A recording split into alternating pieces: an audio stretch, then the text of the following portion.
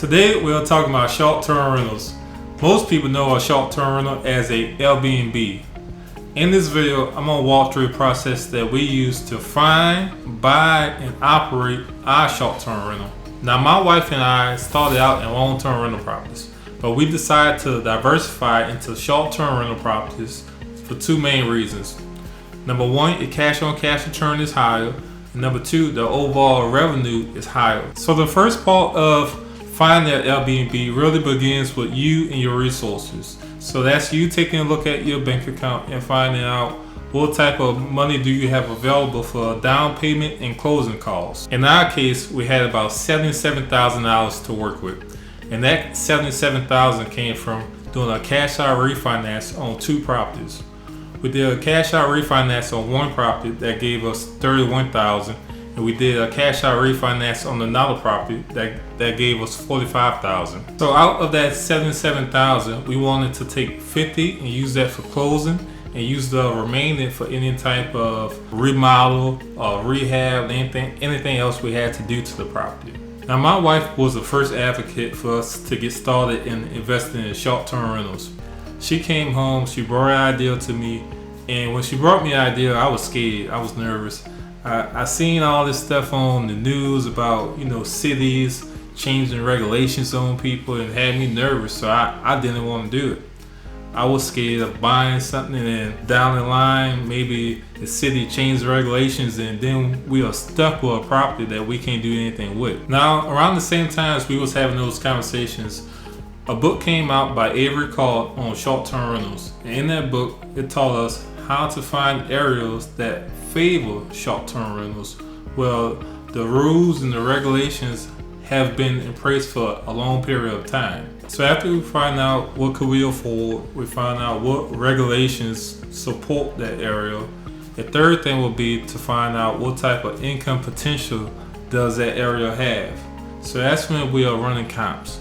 We are looking at Airbnbs in that area. There's websites like Price Labs, like LDNA that you could use to run comps on similar properties, so you can find out what type of income that they are making and use those to make estimates on what type of property that you might buy.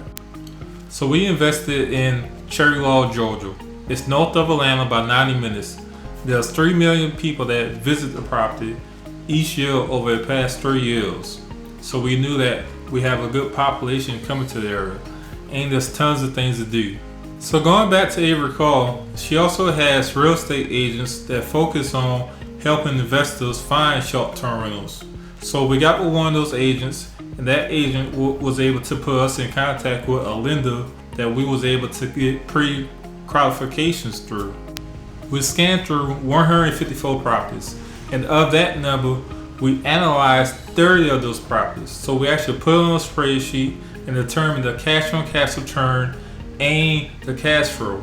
From that, we made offers on 8 of those properties. And of those offers, we got one offer accepted. We are a 9 to 10 hour drive away from the property that we actually got accepted.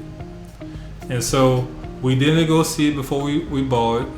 We basically looked at the pictures and submitted an offer based on our calculations. So after our offer was accepted, our agent was able to go out and take a video of the house so we could actually see it for the first time. So this is me and Teresa's first time seeing the cabin. So thanks to the technology, we was able to see this from our house and not have to travel 9 to 10 hours just to see a cabin before we bought it. So this is the living room. You see there's a lot of artwork on the walls. You see that somebody is already living in the house. You'll see that there's clothes in the closet. Like I said, somebody's already living there, so it isn't a short-term rental. It's somebody's primary residence or their second vacation home.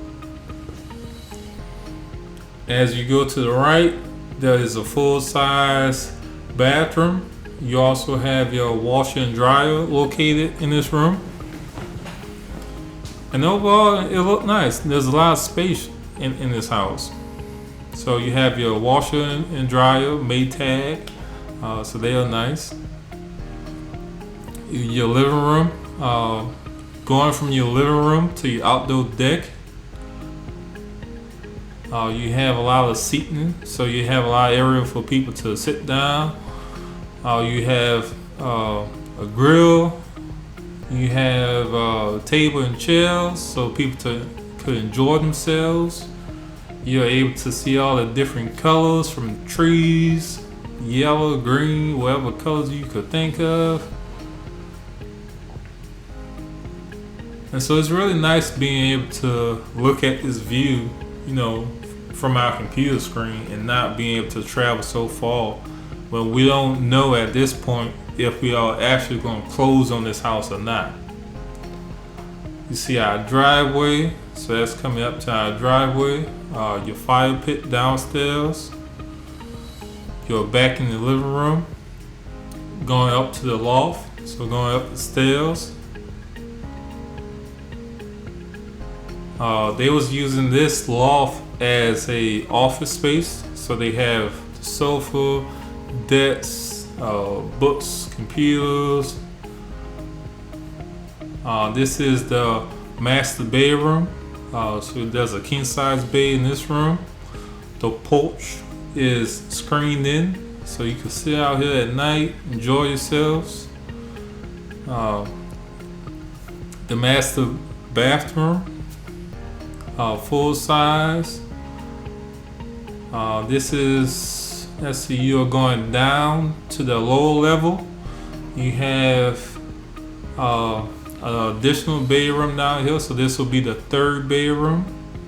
Here they had their bunk bed set, and you also have a attached full size bathroom. The room next to it is the game room, is our game room now. So this was the before.